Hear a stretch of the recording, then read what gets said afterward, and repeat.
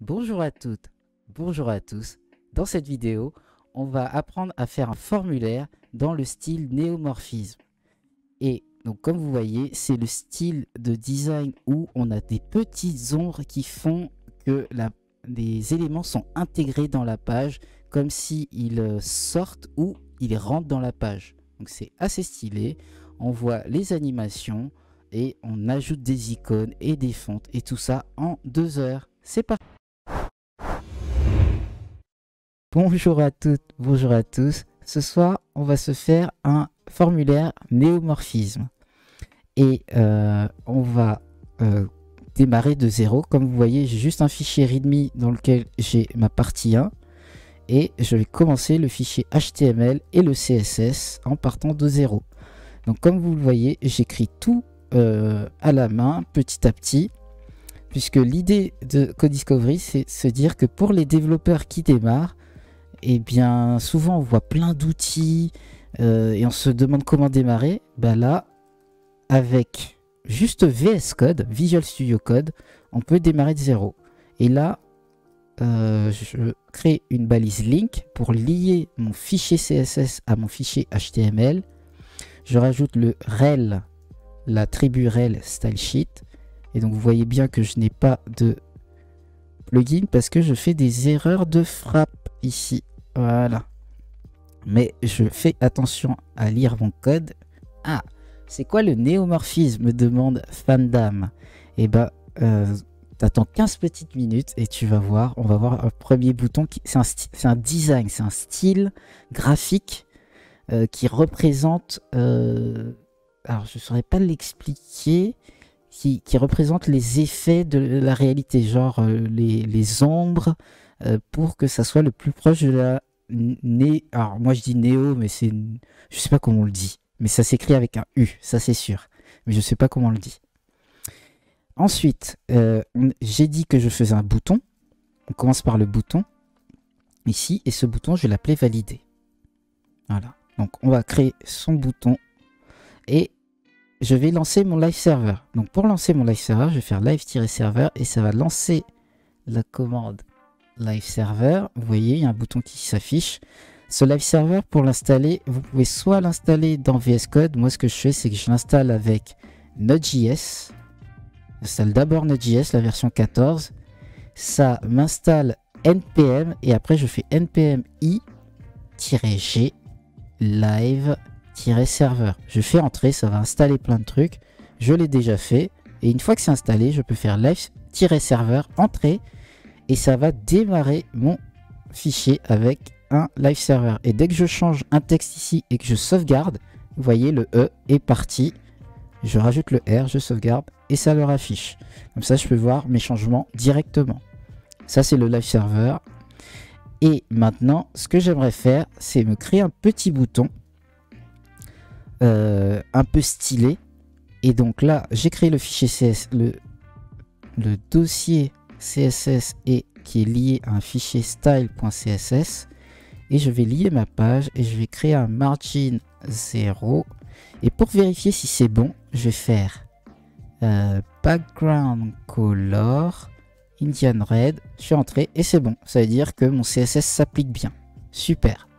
Deuxième chose, c'est que je vais essayer de centrer mon bouton. Donc je vais faire height sans VH. On est en 2021, je vais utiliser le Flexbox pour placer mes éléments. Donc je mets le display flex. Et là, ça fait passer mon bouton en flex direction row. Mais ça, c'est pas très important pour l'instant. Et je lui dis center, je vais centrer mon bouton. Ok, donc là, il est centré sur l'axe vertical et je vais le centrer sur l'axe... il est centré sur l'axe horizontal, pardon, et je vais le centrer sur l'axe vertical avec Align Items de valeur Center.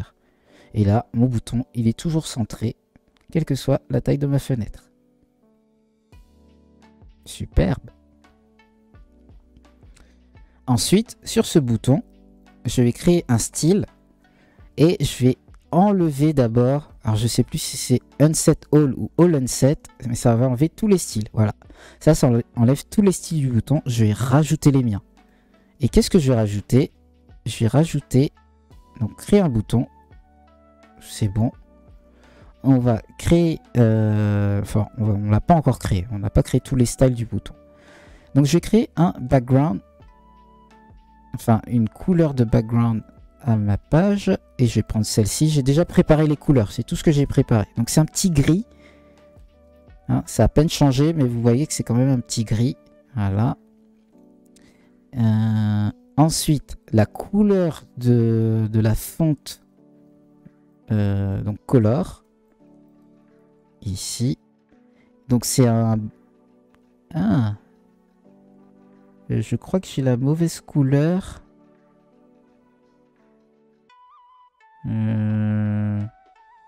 Ou peut-être pas, c'est peut-être là. Oui, c'est la mauvaise couleur, excusez-moi. Donc c'est le 313 444B. Voilà. Parce qu'elle est pas assez, un peu trop claire. Super. Et ensuite, je vais sur mon bouton. Donc c'est bon, sur mon bouton. Et je vais créer une border à mon bouton. Donc de 1 pixel d'épaisseur. De type solide, ça veut dire un trait continu. Avec une couleur qui sera un peu différente des... Hein, alors ça c'est la bonne couleur que j'ai ici. Je vais le recopier. Voilà. Hop. Donc vous voyez, on a un petit trait tout léger. Vous voyez, mais une petite couleur différente. Donc, on va maintenant donner un peu de padding à mon bouton parce que le texte est totalement collé à la bordure. Donc, je vais lui donner en hauteur 5px et en haut et en bas 5px d'espacement. À gauche et à droite 8px. Voilà. Rien de foufou. Pour que ça soit clair. Ensuite, notre bordure, on va créer un arrondi. Border radius à 8px. Comme ça. Pour que le bouton il soit un peu arrondi. Et maintenant, on va gérer l'état over. Alors, déjà, regardez, quand je passe ma souris, le bouton, il n'y a rien qui change. Donc, on va s'assurer de mettre cursor pointer. Comme ça, maintenant, je passe la souris. Hop, on a un petit truc. Notre curseur change. Sauf que c'est un bouton. Et j'aimerais que quand je passe ma souris sur le bouton, il y a un petit effet, il y a un truc qui change. Donc on va se créer déjà les... On va faire plutôt dans cet ordre-là. Voilà. On va d'abord créer les shadows. Donc on a la première shadow ici. Donc la shadow en CSS, enfin l'ombre en français, elle se fait avec la propriété box shadow. Et box shadow va prendre 4 paramètres.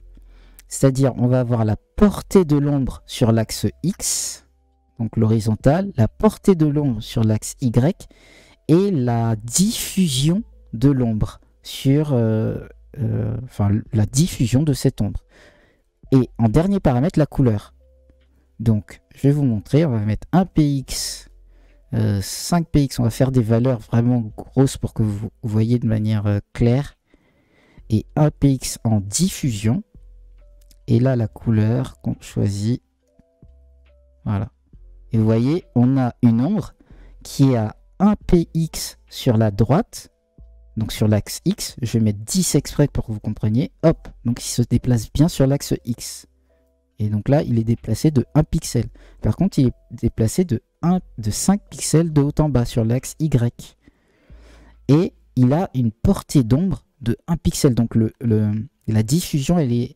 C'est comme s'il n'y a pas beaucoup de diffusion. Si je mets 10, l'ombre sera beaucoup plus diffuse, moins visible. Donc ce que je vais faire, c'est que je vais faire 3, 3 et 6. C'est 6 comme ça. Et là, vous voyez, c'est un peu léger, c'est propre, c'est clean. Et on a une petite diffusion. Ensuite, dans le bouton, on va lui mettre Alors, attendez, on va lui mettre... alors oui, c'est pas... si, c'est ça, c'est l'ombre portée, c'est l'ombre à l'extérieur. Et ensuite, on va créer l'ombre inversée aussi. C'est-à-dire que pour lui donner un effet un peu plus réel, on va lui créer une ombre inversée. Donc, de l'autre côté, on va lui donner une ombre plutôt blanche. Et donc le inverted, en fait, c'est totalement blanc. Et on va... Box Shadow, on va lui donner deux ombres, en fait. Donc on va lui donner le contraire, moins 3 px. Donc on se rappelle, le 3, il allait vers la droite. Donc moins 3, il va aller vers la gauche. Et moins 3 px sur l'axe y, ben, il va remonter plutôt que redescendre. Et la diffusion à 6 px, sauf que la couleur sera 3f. Et là, vous voyez, il y a un petit effet et on croit que, je ne sais pas si vous voyez la même chose que moi, mais on croit que le bouton ressort de la page. Voici ce petit effet néomorphisme qui permet de... alors, je dis néomorphisme, mais je ne sais pas si ça se prononce comme ça. Mais est-ce que c'est un peu plus clair comme ça? Donc... Et l'autre partie, c'est qu'on va se créer un hover sur ce bouton. Parce qu'un bouton, il faut qu'il interagisse. Quand je passe ma souris dessus, j'aimerais voir quelque chose. Et bien, sur le hover, on va reprendre la même chose. Mais on va inverser les effets. Et cette fois, on va les faire à l'intérieur. On va faire une box shadow qui va se faire à l'intérieur du bouton. Comme si, quand j'appuie, ça renfonce le bouton dans la page. Parce que là, on a l'impression que le bouton sort de la page. Donc là on va l'enfoncer et on va faire inset, pardon. C'est un inset et pas insert. Et c'est une shadow qui sera à l'intérieur de l'élément.